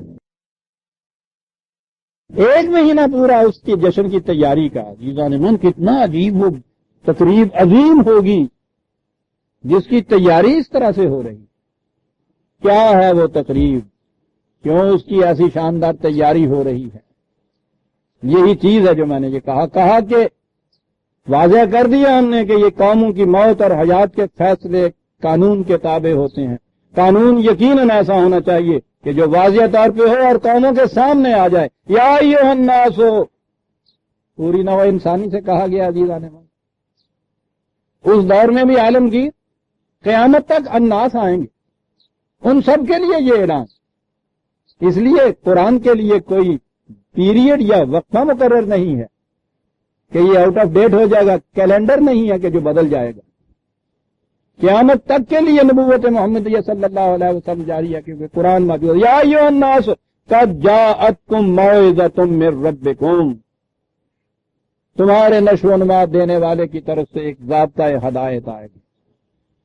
موعظۃ، واعظ کہتے ہی اس چیز کو ہے کہ جو ہلاکتوں سے روکنے والی شے، وہ یہ نہیں ہے جو اب ہمارے ہر واعظ کے بعد ایسے صرف ڈبل ہوں رہی ہے، فساد ہو جاتا ہے، روکتی ہے تقریبی چیزوں کو۔ نتیجہ کیا ہوتا ہے؟ وَالشِّفَاءُ لِمَا فِي الصُّدُورِ۔ اس ٹکڑے کے اوپر آؤں تو عزیزان من کتنے درس چاہیے مجھے۔ شفا ہے دل کی بیماریوں، قرآن کے اندر بمشکل بات سمجھ میں آتی تھی اس سے پیشتر۔ قرآن نے کہا تھا نا کہ جو جو علم ترقی کرتا چلا جائے گا اس کے حقائق سامنے آتے چلے جائیں گے۔ ہمارے اس دور میں عزیزان من اگرچہ علم النفس کی اصطلاح ہمارے ہاں تھی پہلے بھی، اس پہ کوئی تحقیق ابھی نہیں ہوئی تھی۔ سائیکالوجی ایک سائنس کی حیثیت ہمارے دور میں آ کے بن لگی۔ اس سے پیشتر جتنی تحقیقات تھی قوموں کی زندگی اور موت کے متعلق، وہ ایکسٹرینیس سے خارجی عناصر جو تھے ان کے متعلق ہوتی۔ معاشی پہلو اس کا کیا ہے، سیاسی پالیسی کس قسم کی ہے ان کے یہاں، جغرافیکل کنڈیشنز کیا ہیں، آب و ہوا اس ملک کی کس قسم کی ہے، ان چیزوں کے متعلق فیصلے کیا کرتے تھے۔ زیادہ سے زیادہ یہ کہ سیاسی پالیسیاں کیا ہیں۔ اس دور میں آ کے اس نئی سائنس نے، جس کو سائیکالوجی کہتے ہیں، اس نے آ کے کہا ہے کہ یہ جتنی چیزیں تم گنا رہے ہو یہ تو محض خارجی چیزیں، ذرائع ہیں، اصل چیز کچھ اور ہے۔ اصل شے جو ہے جس کے اوپر فرد یا قوم کی زندگی اور موت کا دار و مدار ہے، وہ اس کا سائیکے ہے، اس کا نفس ہے، اس کا وہ قلب کہہ لیجئے، اس کے اندر ایک چیز ہے، اس کی تبدیلی سے ہر تبدیلی باہر کی رونما ہوتی ہے۔ اسے روگ لگ جاتا ہے تو قوموں میں زوال آنا شروع ہو جاتا ہے، وہ مر جاتا ہے تو قوم تباہ ہو جاتی ہے۔ اسے تقویت رہتی ہے، تقویت کے لیے توازن کا لفظ انہوں نے کہا، بیلنس جسے آپ کہتے ہیں، قرآن کا لفظ ہے یہ، اسی لیے اس نے میزان کہا ہے اعمال کے لیے، عزیزان من، توازن برقرار رکھنے والی شے۔ انہوں نے کہا ہے کہ توازن اس کا برقرار رہتا ہے، فرد کی بھی زندگی قائم رہتی ہے، سکون اور خوشگواریوں کی ہوتی ہے، قوموں کی زندگی بھی متوازن جب ہوتی ہے تو سکون و خوشگواریوں اور سرفرازیوں کی زندگی ہوتی ہے۔ فرد اگر اس کا توازن کھو جاتا ہے اعصابی بیماریوں کے اندر مبتلا ہو جاتا ہے، نیوروسس جسے کہتے ہیں۔ قوم جب اس میں آ جاتی ہے، ان چیزوں کے اندر آ جاتی ہے، تو اس کے اندر ایک کشمکش شروع ہو جاتی ہے، افراد کے اندر یا مختلف گروہوں اور پارٹیوں کے اندر۔ یہ کشمکش نشانی ہوتی ہے اس چیز کی کہ سائیکے جو ہے قوم کا، اس کا بیلنس بگڑ گیا۔ جب بھی چلتے ہوئے انسان کا ذرا سا توازن بگڑتا ہے تو لڑکھڑا جاتا ہے نا وہ۔ یہ جو قوموں کے اندر فساد برپا ہوتے ہیں معاشروں کے اندر، وہ کہتے ہیں قوم کا سائیکولوجیکل بیلنس بگڑا ہوا ہوتا ہے۔ انہوں نے اس سے پیشتر تو انفرادی چیز تھی، صرف فرد کی سائیکالوجی ہوتی تھی، اب ان کے ہاں قوموں کی سائیکالوجی بھی ہے، اس کے اوپر یہ چل رہے ہیں۔ اور یہ باقی جتنے بھی علوم اور سائنسز تھیں جنہوں نے اتنی اہمیت حاصل کی تھی، حتیٰ کہ اکنامکس کے جسوں نے ہمارے دور کے اندر اسے کہا ہی ایج آف اکنامکس جاتا ہے، دور معاشیات۔ اتنی بڑی سائنس، اتنی بڑی سیاست کھڑی ہو گئی اکنامکس کی بنیادوں کے اوپر، مارکسزم کی بنیاد پہ۔ وہ کہا کہ قوموں کی موت و حیات کا معیار ہی اس پہ ہے۔ انہوں نے سب کے برخچے اڑا دیے ہیں، کہنے کے سب غلط ہے۔ یہ تو اندر ایک چیز ہے، میں اب سمجھا کہ دنیا کچھ نہیں، دنیا میرا دل ہے۔ بدل جانے سے اس کے رنگ، ہر ایک چیز کا بدلہ قرآن 1400 سال بعد کہہ گیا۔ ان اللہ لا یغیر ما بقوم حتی یغیروا ما بانفسہم، کسی قوم کی حالت میں تبدیلی نہیں آتی تابت سے کہ اس کے سائیکے کے اندر تبدیلی واقع نہ ہو۔ 1400 سال پیشتر عزیزان مان اعلان کر گیا، کہا سائیکے کا علاج ان چیزوں سے نہیں ہوگا، بگڑا ہوا بیلنس اس طرح سے استوار نہیں ہوگا تو ان ہدایات کی روح سے ہوگا۔ اس لیے اس کو کہا شفاء لما فی الصدور، تمہاری نفسیاتی کشمکش جو ہے یہ اس کو دور کرنے والی چیز ہے۔ یہ ہے قرآن عزیزان مان 1400 سال پہ۔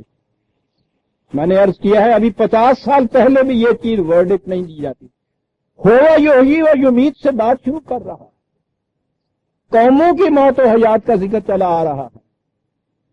قوموں کی موت و حیات کے فیصلے کس چیز سے ہوتے ہیں؟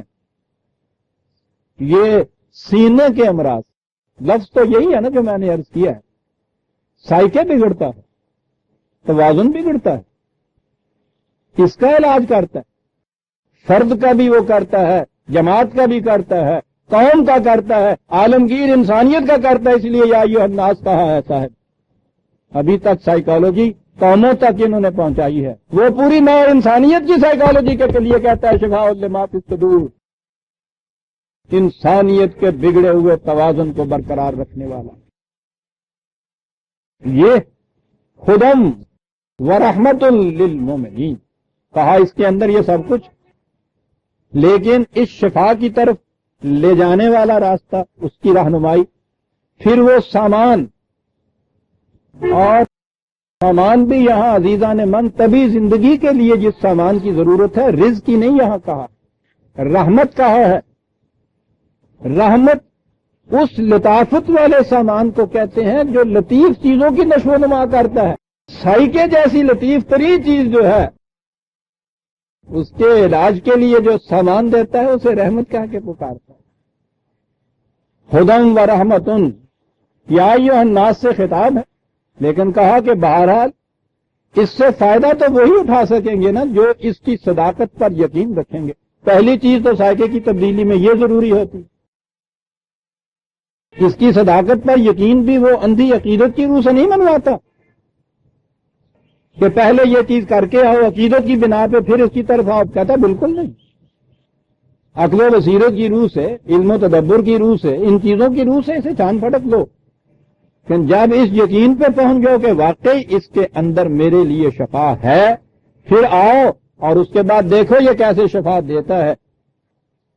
عزیزان من، علاج کی کامیابی کے لیے اولی شرط یہ ہے کہ آپ کو ڈاکٹر یا طبیب کے اوپر اعتماد، اور سائیکالوجی میں تو بات ہی اور ہے۔ سائیکو انالیسس جو ہوتا ہے، تجزیہ نفس جو یہ کرتے ہیں، اس طرح سے اب تو سائیکو تھراپی آ گئی ہے، وہ علاج کرتے ہیں ان امراض کا، لیکن سائیکو انالیسس والا ہو یا اس کی یہ شکل جس کو ہپنوٹزم کی آپ کہتے ہیں، یہ سائیکالوجی کی ایک قسم، یہ صرف ان کا ہو سکتا ہے جو اس عقیدت کے ساتھ آئیں اس شخص کے پاس کہ ہمیں یقین ہے تمہارے اوپر۔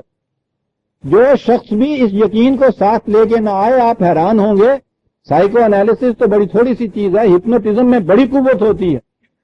یہ اس شخص کے اوپر ہپنوٹزم کرتے نہ نہیں کرتی جو یہ یقین لے کے آگے پتہ نہیں یہ ٹھیک کرے یا نہیں کرے، مجھے عقیدت نہیں ہے اس کے اوپر، چلو میں دیکھ لیتا ہوں، بالکل کچھ نہیں ہوتا۔ بنیادی چیز یہ ہے اس شفاء لما صدور کے لیے کہ اس کی صداقت پہ ایمان ہونا چاہیے، اندھا ایمان نہیں۔ پہلی چیز یہ ہے، یہ جتنی آپ کے ہاں کی درگاہوں کی اور جتنے بھی یہ بڑی بڑی بارگاہیں ہیں، ان کے ہاں سے جو اس قسم کے کچھ آپ اولادیں لے کے چلے آتے ہیں اور مرادیں لے کے چلے آتے ہیں، وہاں کچھ نہیں ہوتا عزیزان من، یہ آپ کی اپنی عقیدت ہے جو وہاں لے کے جاتی ہے۔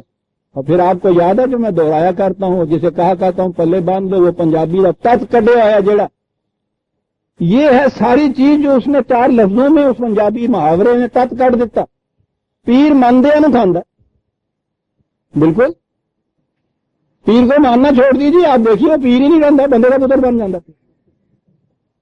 پیر ماندیا نو کھاندا، بڑی عجیب چیز تھی جو کہا گیا۔ بات یہی ہے جو اس نے کہا، فرق صرف اتنا ہے کہ تمہیں جو پیر کی عقیدت کے اوپر ایمان لانے کے لیے کہا جاتا ہے، توہم پرستی کی بنا پہ کہا جاتا ہے، یہ کر دیتے ہیں، وہ تمہاری فکری قوتوں کے سوئچ کو آف کیا جاتا ہے، عقیدت پیدا کی جاتی ہے۔ بڑی سطحی عقیدت یہ ہوتی ہے عزیزان من، قرآن کے الفاظ میں ایسا پودا جس کی جڑیں زمین کے اوپر اوپر ہی ہوں۔ یہ جو یقین ہوتا ہے جس کی جڑیں پاتال میں ہوتی ہیں، قرآن کہتا ہے یہ وہ یقین ہے جو علم و بصیرت کی بنیاد کے اوپر یقین آپ کو آتا ہے، پھر دنیا کی کوئی قوت اس میں کسی قسم کی بھی لغزش نہیں پیدا کر سکتی۔ توہم پرستی کی عقیدت کی عمر کیا ہوتی ہے عزیزان؟ آپ کی ایک مراد پوری نہ ہو، گالیاں دینے لگ جاتی نہیں۔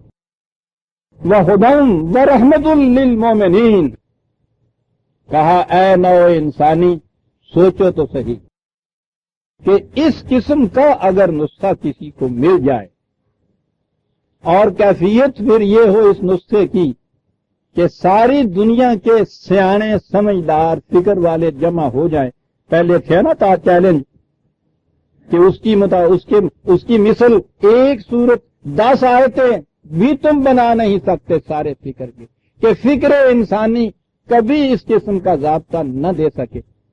ملے پھر کس طرح سے کہ انسان تو دے نہیں سکتا، قل بفضل اللہ و برحمت ہی، یہ صرف اس کے فضل اور رحمت سے ہے یہ کہ اتنی بڑی گراں بہا چیز تمہیں ملی۔ کہا تم محسوس نہیں کر رہے کہ یہ کتنی بڑی قیمتی شے ہے، اتنی بڑی ہوا خیر مما یجمعون، ساری دنیا کی دولت بھی اکٹھی کر لو اس سے بھی زیادہ قیمتی اور بہتر شے ہے، ملی اور ملی یوں مفت بفضل اللہ و برحمتہ ہی۔ تو کہا سوچو تو صحیح، اس قسم کی وہ چیز ہو، شفاء لما فی الصدور، موت اور حیات کا دار و مدار جس کے اوپر ہو، ایک پیسہ خرچ نہ کرو تم اس کو حاصل کرنے کے لیے، ایک صدری نسخہ حاصل کرنے کے لیے عزیزان من کسی طبیبوں کے خاندان کا پوچھو نہیں کتنا کچھ دینے کے لیے انسان تیار ہو جاتا ہے. کہتا ہے پورے کی پوری قراردین تمہیں مل رہی ہے یہاں. ایک پیسہ خرچ نہیں کیا اناس تم نے. کہیں سے مل نہیں سکتی تھی. فکر انسانی عاجز تھا. بے فضل اللہ و برحمت ہی.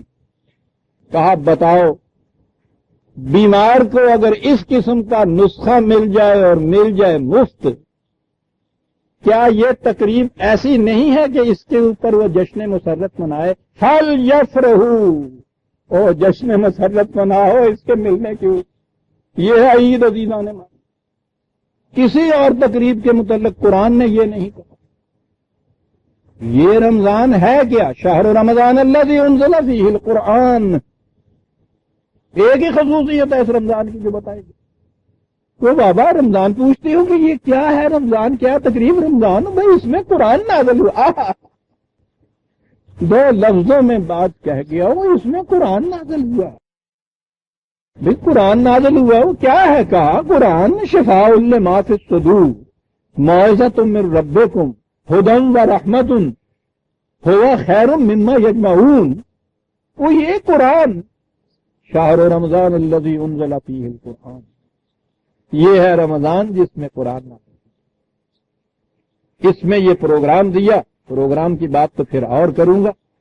کہا کہو ہے اس قابل کے نہیں کہ اس کا جشن منایا جائے؟ فل یفرحوا. دنیا کی ہر قوم کوئی نہ کوئی تہوار مناتی ہے عزیزان من.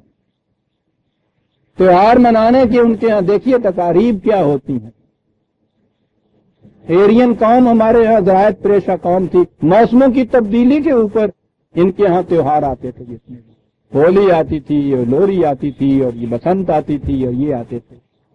کسی بڑے انسان کی موت یا اس کی پیدائش کے تہوار کہیں آتے تھے. کسی بڑا واقعہ کہیں کوئی لڑائی فتح ہوئی تھی اس کی تقریب میں کوئی تہوار آتا تھا. بڑی وقتی اور ہنگامی چیزیں تھیں. یہ قوم جب آئی ہے دنیا میں جسے ہم جماعت مومنین کہتے ہیں، ان کے ذمے تو کائنات کے گیسوں کو سنوارنے کا اتنا عظیم فریضہ دیا گیا تھا. انہیں فرصت کہاں تھی کہ یہ تہوار مناتی. اتنا بڑا پروگرام ان کے لیے تھا، لیکن اس کے باوجود تہوار جشن و تقریب کی ضرورت تو ہوتی ہے. انسان کے لطیف جذبات کی تسکین بھی زیادہ بڑی ضروری ہے.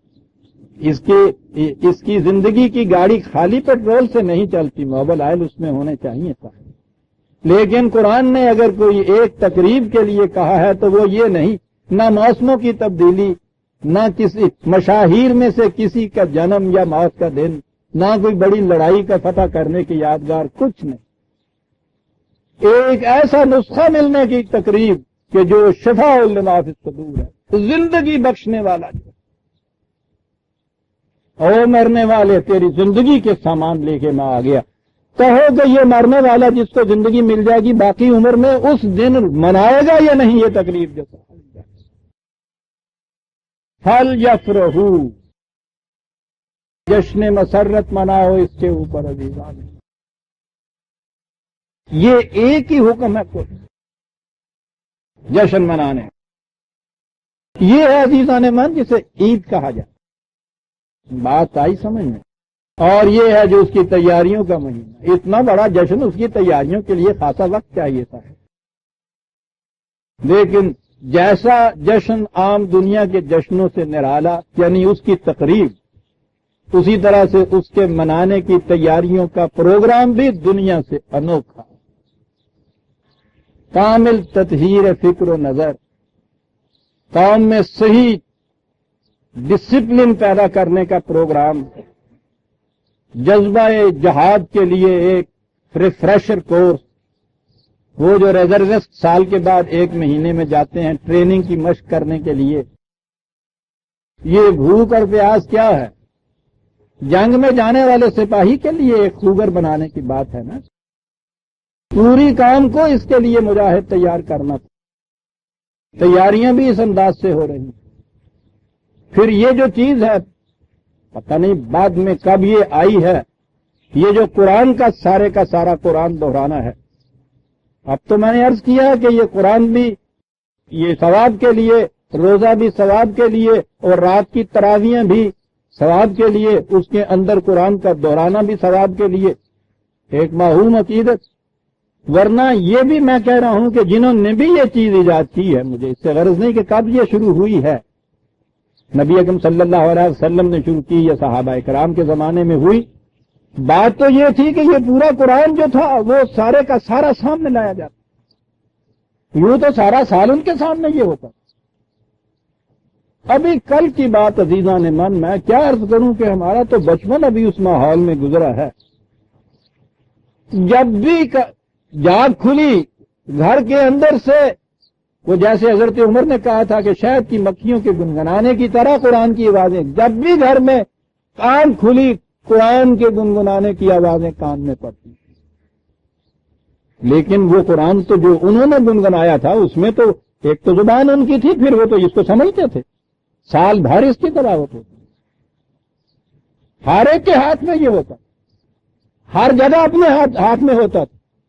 آج ہم آشش کرتے ہیں کہ صاحب وہ لال کتاب جو ہے معاذ تنگ کی، دیکھیے ہر چینی کی بغل میں ہوتی ہے، جب کوئی مسئلہ آتا ہے، پرابلم آتی ہے، یہ ہے وہ چیز، وہ قوم زندہ رہے گی جب تک اگر اس قانون کے اندر ان میں ہے جان ایسی کہ جب کوئی پرابلم آتی ہے وہ بیٹھ جاتے ہیں اس کو۔ یہ اس لیے ہر ایک کے پاس ہر جگہ ہوتا تھا کہ جب کوئی پرابلم آئے اس کو کھول کے دیکھے کہ یہ کیا کہتا، ہدم زندگی کے ہر دوراہے کے اوپر بتائے گا کدھر جانا چاہیے تمہیں۔ سال بھر یہ ایک مہینہ تیاری کا، اس میں یہ سارے کا سارا پورے کا پورا کورس سامنے دوہرا دیا گیا تھا۔ فکر و نظر کی تطہیر، جسم و جان کے اندر وہ توانائیاں جو مجاہد کو، ایک سپاہی کو چاہیے، مہینہ بھر کے لیے یہ کورس ریوائز کر دیا گیا، اور اس طرح سے نئے سرے سے اس قوم کو تیار کر کے اور وہاں بٹھا دیا گیا، کاہے کے لیے؟ ٹھیک اس کے ملنے کے اوپر سجدہ شکر بھی بجا لاؤ، اور پھر باہمی مشاورت سے نمائندے تیار کرو اس عظیم اجتماع کے لیے جو 2.5 ماہ کے بعد وہاں مکے میں ہونے والا ہے تمہارا، اس مرکز میں بھیجنے کے لیے انتخاب کرو۔ یہ انتخاب تھا عزیزان من جو اس پروگرام کے بعد ہوتا تھا۔ اس طرح سے تطہیر فکر و نظر لیے ہوئے قوم کا انتخاب جو ہوتا تھا، آپ سوچ سکتے ہیں کیا انتخاب وہ نہیں ہوگا کہ وہ اجتماع جو تھا یہ تھی عزیزان من، یہ وہ چیز جو اقبال کیا گیا کہ عید آزاداں شکو ہے ملک کو دیں۔ سب 2 لفظ یہ شخص کیا جاتا ہے، کیا بات ہے، شکو ہے ملک کو دیں، دونوں چیزیں آ گئیں، دین و دنیا۔ عید آزاداں شکو ہے ملک کو دیں، ہر عید کے بعد ان کی مملکت میں، ان کے دین کے نظام میں تازہ شکو پیدا ہوتا تھا۔ عید محکومہ ہجوم مومنین، یہاں مومنین کا لفظ بھی عجیب لایا ہے یہ شخص، ہجوم مومن۔ اب تو وہ ہجوم بھی نہیں رہتا، اس بچپن کے ہجوم میں بھی ایک طبعی خوشی تو ہوتی تھی۔ ہم بچوں کو نئے کپڑے ملتے تھے، نیا جوتا ملتا تھا، اس دن اتنے پیسے ملتے تھے کہ شام کو جن کا حساب نہیں دینا پڑتا تھا کہ کہاں خرچ کی، ورنہ روز کے پیسے کا تو بتانا پڑتا تھا کی لیا ایسی پیسے کا، بغیر حساب رزق ملتا تھا اس دن عزیزان من۔ عیدگاہ میں جاتے تھے تو کم از کم ایک دن تو دیکھتے تھے کہ قوم میں ہر ایک کو نئے کپڑے پہنے ہوئے دیکھتے تھے، کوئی پھٹے کپڑے والا نہیں ہوتا تھا، کوئی پرانے کپڑے والا وہاں نہیں ہوتا تھا، اتنی خوشی ہوتی تھی۔ ہر گھر میں سیویاں پکتی تھی، ہر گھر سے خوشی کی آواز آتی تھی۔ گئے گزرے دور میں بھی عزیزان مان، اب اس ہجوم مومنین کو عید کے دن جا کے دیکھ لیجئے گا، 80-90% تو وہ ہوتا ہے جن کو نیا کپڑا بھی اس دن نصیب نہیں ہوتا، اور اب تو شاید پرانے بھی باقی نہ رہے گے۔ ہجوم مومنین میں بھی ہم یہاں پہ آ گئے، اور عید آزاداں شکر ہے ملک کو دی۔ عزیزان مان، یہ تھا یہ تیاری کا مہینہ رمضان کا۔ میں نے کہا تھا کہ یہ حسن اتفاق ہے کہ یہ پہلے ہی درس میں یہ آیت سامنے آ گئی، اور یہ ہے جس کو آپ عید کہتے ہیں۔ سورہ یونس کی آیت 58 تک ہم آ گئے، 59 سے ہم آئندہ لیں گے۔ ربنا تقبل منا انک انت السمیع العلیم۔